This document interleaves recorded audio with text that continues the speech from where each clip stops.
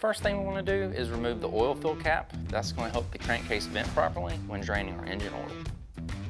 Once that's done, using a 17mm socket, we'll go ahead and remove the drain bolt and let the engine oil drain completely. Now is the time to check the condition of the crush washer. If it's damaged or missing, you want to replace it to prevent any future leaks. And if it's missing, it's a good idea to check the crankcase where the bolt faces to the crankcase, because sometimes it can get seized up and stuck to the crankcase. And if you don't catch that and you put another one on it, you will have a leak. So just make sure you check that out.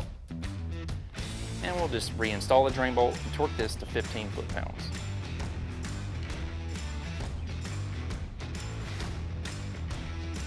Now, using our 65mm oil filter wrench, we'll go ahead and remove the old oil filter. You simply just unthread it.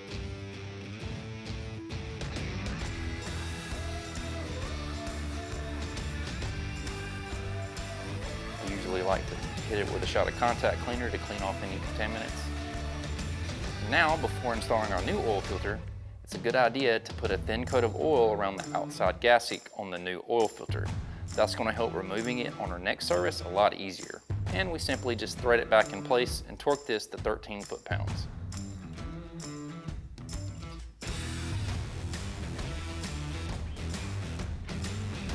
Now we're getting ready to fill the engine with oil. We'll go ahead and reinsert our funnel.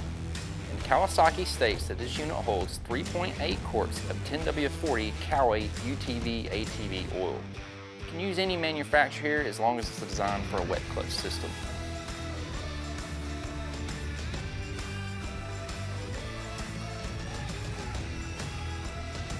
Now we'll just reinstall our oil fill cap, snug it down good.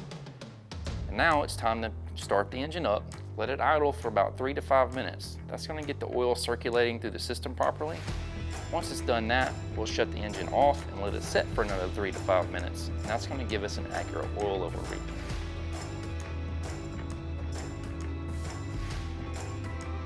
Now, looking at the right side of the crankcase, you'll see a sight glass. You'll see two lines, a lower one and an upper one. We want our oil level towards the upper line, and this looks perfect, so let's hit the trails, guys.